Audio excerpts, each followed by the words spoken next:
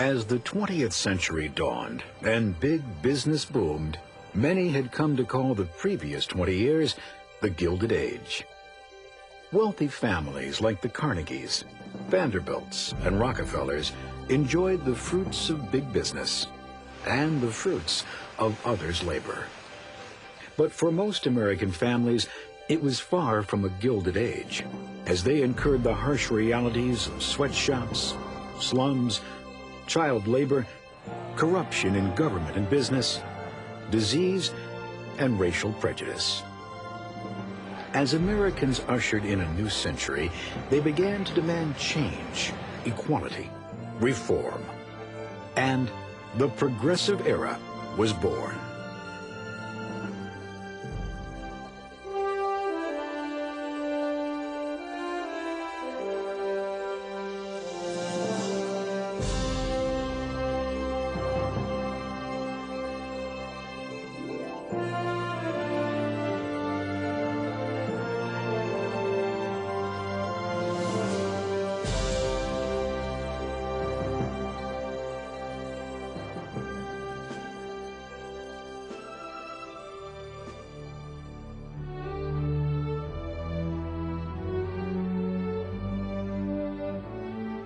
The roots of the Progressive Era reforms began many years earlier.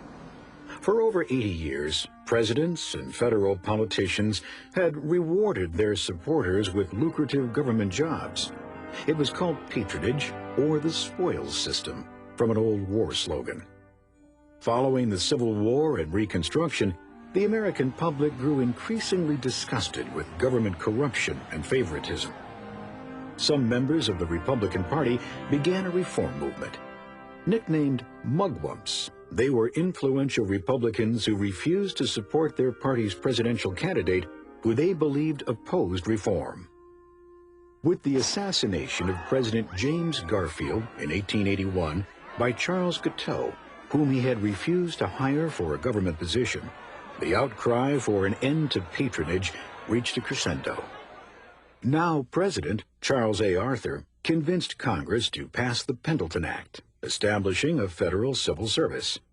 Federal workers would now be hired based on competitive exams rather than political influence. Slowly, civil service regulations were expanded to almost all government jobs. The mugwump concept of an honest government based on merit laid the groundwork for progressive reform, as did two other political groups, the Populists and the Socialists. After the Civil War, many Americans returned to or began farming. But over the next decades, there was an overproduction of farm goods. With more supply than demand, prices plummeted lower and lower. At the same time, the cost of seed, fertilizer, and railroad transportation increased, leaving more and more farmers little money to support their families and still pay their debts to bankers. In protest, farmers began to organize political parties. Of them, the Populist Party emerged as the most powerful. The Populists supported an income tax based on earnings to support the government, rather than the tariffs then charged to farmers and businesses. They demanded a shorter workday, government loans to farmers, the direct election of state senators, secret ballot voting, and other election reforms. But Republican William McKinley defeated the populist-supported presidential candidate, Democrat William Jennings Bryan, in 1896, and the Populist Party, if not its causes, faded. By 1900, another political movement emerged, demanding even more radical change, an end to capitalism itself. Eugene V. Debs was one of the founders of this new political force, the Socialists. Socialists felt that the industrial age and its capitalist culture was responsible for the wide disparity between the handful of rich and the working poor of America. Debs's proposed solution was to eliminate private ownership. Many middle and upper-class Americans disagreed with the Socialists. They, too, felt that big business was out of control and American workers were being taken advantage of. These progressives felt they could improve capitalism by making government more responsive to social inequities. Progressives wanted instead to reform government and business, ensuring decent working conditions and wages and fair governmental rule.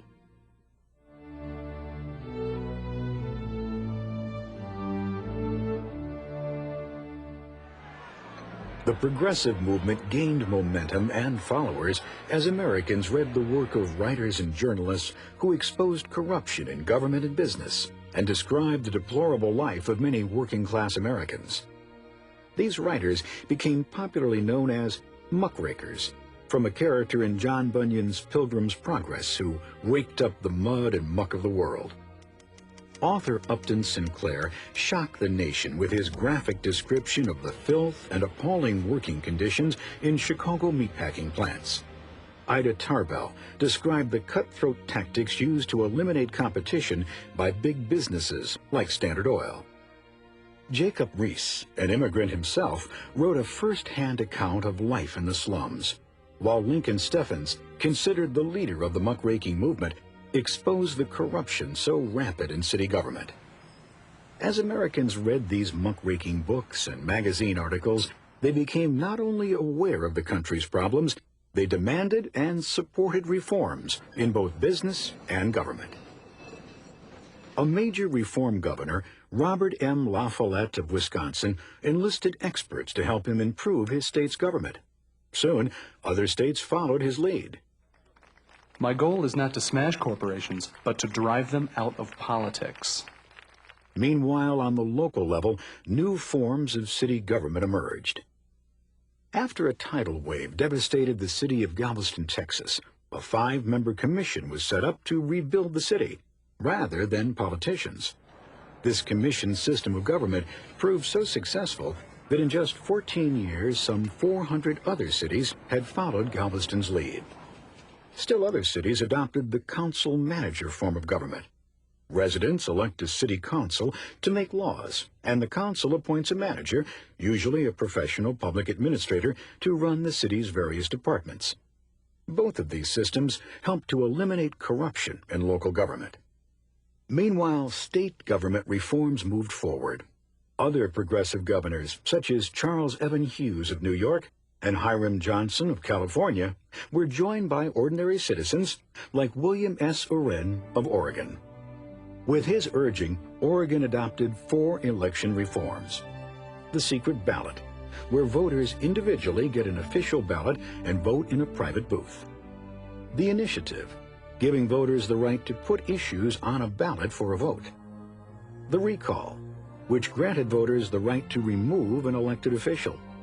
And perhaps most importantly, the direct primary, in which voters choose candidates for office rather than political party leaders. The direct primary led to the adoption of the 17th Amendment to the Constitution, giving Americans the ability to directly elect their state senators. Many of the demands of the earlier populist movement were finally coming to fruition as state and local governments became more responsive to citizens and tried to eliminate the influence of big business. The growth of large business is merely survival of the fittest. Although progressives wanted to preserve capitalism, they feared that the concentration of huge wealth and power in the hands of a few industrialists like Rockefeller was dangerous. As proof, they cited the millions of men, women, and children who labored for low pay and long hours in hazardous working conditions.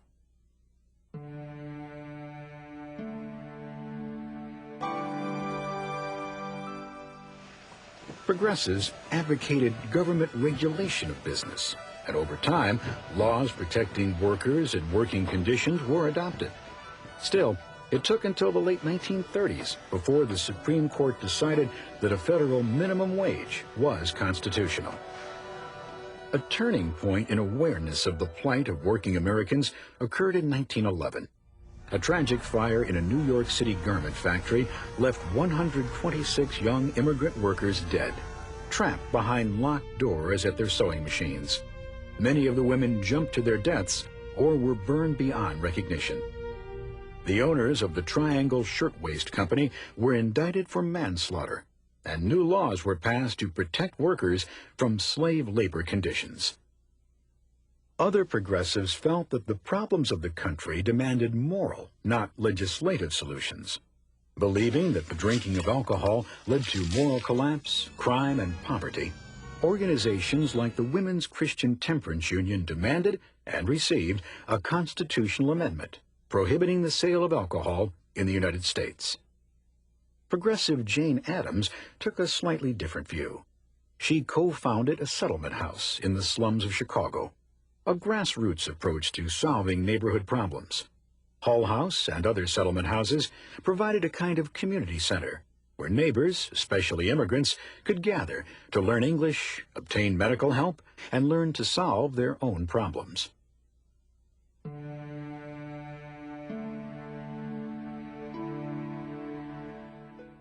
Other progressive women concentrated on another moral issue, one that had plagued the nation since the Reconstruction days following the Civil War: suffrage, the right for women to vote. 1912. All along Fifth Avenue, from Washington Square to 57th, were gathered thousands of men and women of New York. Women doctors, lawyers, architects, artists, actresses, sculptors, waitresses, domestic and industrial workers, all marched with an intensity and purpose that astonished the crowds that lined the street. Founded in 1890, the leaders of the National American Women's Suffrage Association used three different approaches to try to win the vote for women. First, they attempted to get state governments to grant them suffrage, but only Wyoming, Utah, Colorado, and Idaho agreed. Suffragettes then decided to take their cause to court, citing the 14th Amendment. It said that states which denied their male citizens the right to vote would lose congressional representation. Women argued that they were citizens too, and therefore the states must allow them to vote. So, Susan B. Anthony and other women made over 150 attempts to vote in 10 different states, forcing the Supreme Court to decide their case. But despite the fact the Supreme Court in 1875 agreed that women were citizens, they concluded that citizenship alone did not automatically grant women the right to vote. Their third approach was to rally support for a constitutional amendment granting suffrage. Time and again, the Senate defeated it. The suffrage campaign marched on, and with America's entry into World War I in 1917, the tide seemed to be turning. Leaders of the women's movement redoubled their efforts. Susan B. Anthony and Carrie Chapman Catt continued the NAWSA's cautious approach, while other women leaders, such as Lucy Burns and Alice Paul, formed a more radical organization, the National Women's Party, which openly blamed the Democrats and used protest marches and even hunger strikes to try to win the vote. Finally, in 1919, Congress approved the 19th Amendment, and the following year the states ratified it, granting women suffrage. The long battle for suffrage had taken 72 years.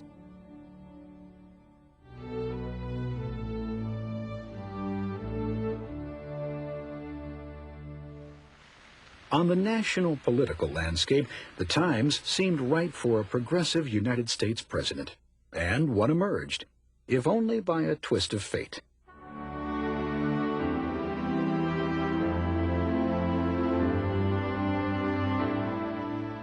Six months after being elected president for the second time, William McKinley was assassinated, and his running mate, 42-year-old Vice President Theodore Roosevelt, succeeded him in 1901. He was the youngest person ever to hold that office.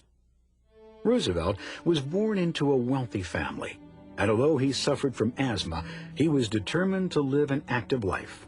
From marksmanship to horseback riding and tennis, to boxing and hunting, to his heroic exploits with the Rough Riders during the Spanish-American War, Teddy Roosevelt proved a popular leader, first as governor of New York and then as president.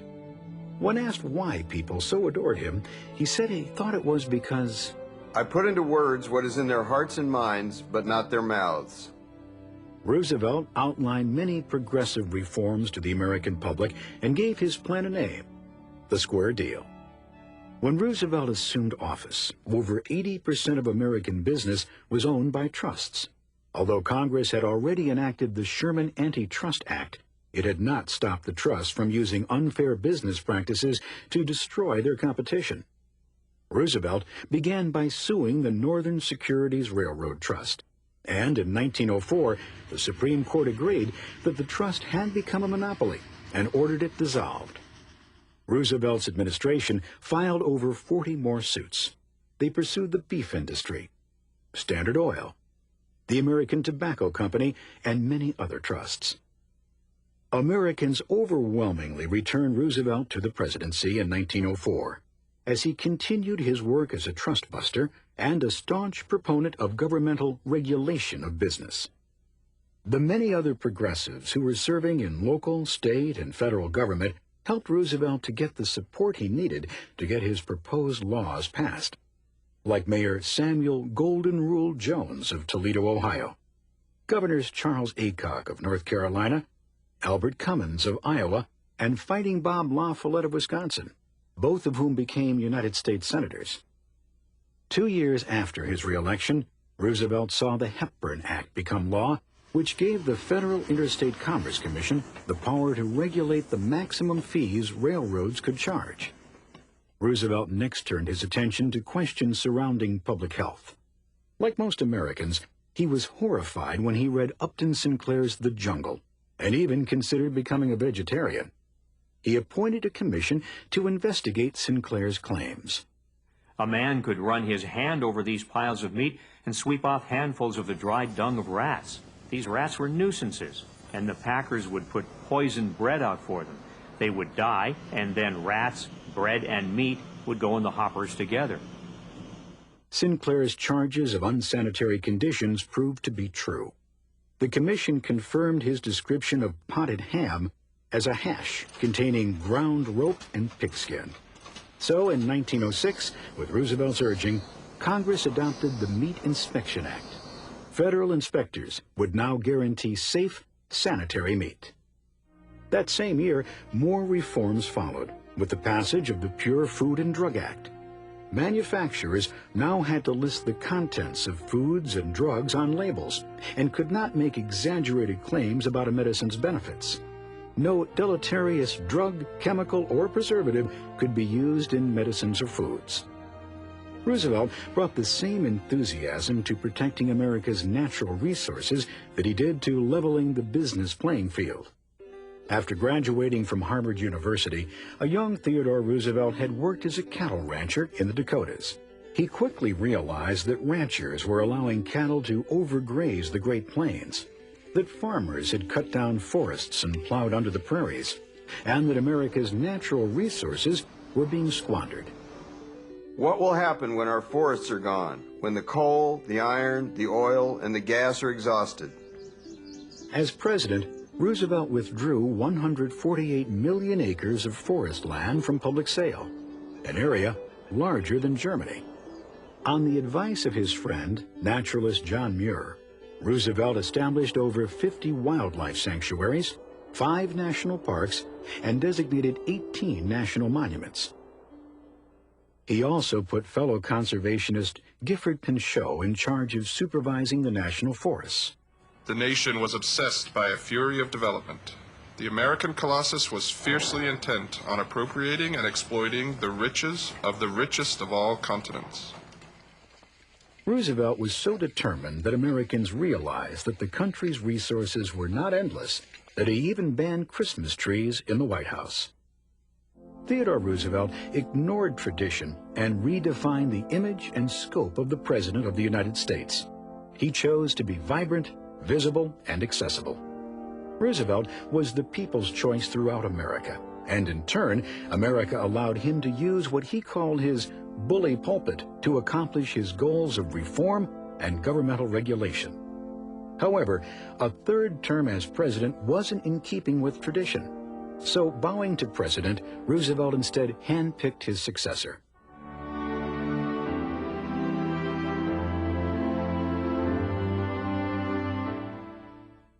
William Howard Taft, who easily won the presidency in 1908. Taft shared Roosevelt's progressive beliefs, if not his overwhelming popularity. His much more conservative approach to reform disappointed not only the more progressive members of his own party, but the public at large. The fact that the third-party candidate, socialist Eugene Debs, received almost 500,000 votes for president was a clear indication that a great many Americans wanted more radical change than even Roosevelt had pioneered. Now, under Taft's leadership, they felt cheated. Although he was physically large, 6 feet tall and 350 pounds, Taft was no match for the size of Roosevelt's personality and popularity with voters. Taft was a distinguished lawyer and judge, but timid and uncomfortable as a politician. When he lost re-election to Woodrow Wilson in 1912, he returned to his real love, the law, and became the only ex-president to have been chosen as a Chief Justice of the Supreme Court. He said the White House was the loneliest place in the world. I don't remember that I ever was president. Taft's one term as president was not without success, but the bitter political wrangling within his own party distracted the public's attention.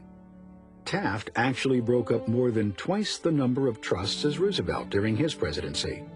He convinced Congress to pass the Mann-Elkins Act, giving the Interstate Commerce Commission the ability to regulate telephone and telegraph companies. And he urged Congress to pass the 16th Amendment to the Constitution, a federal income tax. It was ratified by the states a year after he left office. Still, Taft was more sympathetic to the demands of the conservatives in the Republican Party than the progressives, and the public believed he was failing to continue Roosevelt's reforms. They were outraged when Taft signed the Payne-Aldrich Tariff, raising prices on imported goods, and incensed when Taft fired Gifford Pinchot. When Theodore Roosevelt returned to America from overseas in 1910, he was given a hero's welcome. The public urged him to seek a third term as president, and 2 years later he did. However, the Republican Party refused to seat Roosevelt's delegates to their convention, and as a result, Taft was renominated as a presidential candidate on the first ballot. Furious, Roosevelt and his supporters formed their own political party, aptly named the Progressive Party. After, Roosevelt boasted, "I'm as strong as a bull moose and ready for the fight." The Progressive Party then became known as the Bull Moose Party. Former friends and party members, now political enemies, Taft and Roosevelt battled each other for votes. Taft called Roosevelt a dangerous egotist, while Roosevelt said Taft was "A fathead with the brain of a guinea pig." Meanwhile, the Democratic reform governor, now presidential candidate Woodrow Wilson, championed his own progressive program called the New Freedom to American voters, and wisely steered clear of the bickering between Roosevelt and Taft. Don't interfere when your enemy is destroying itself. With the Republican Party votes split between Taft and Roosevelt, Wilson won a majority of the Electoral College votes and became president.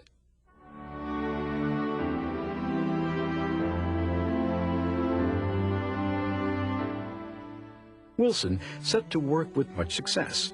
He convinced the Senate to pass the Underwood-Simmons Tariff, which for the first time since the Civil War reduced tariff rates. Next, he pursued financial reform by establishing a private banking system under federal control to make credit more available throughout the country and quickly adjust the amount of money in circulation. The Federal Reserve System was one of Wilson's greatest achievements and is the cornerstone of our economy even today.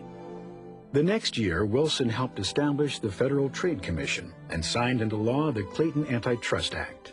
Both the commission and the act were aimed at stopping unfair business practices.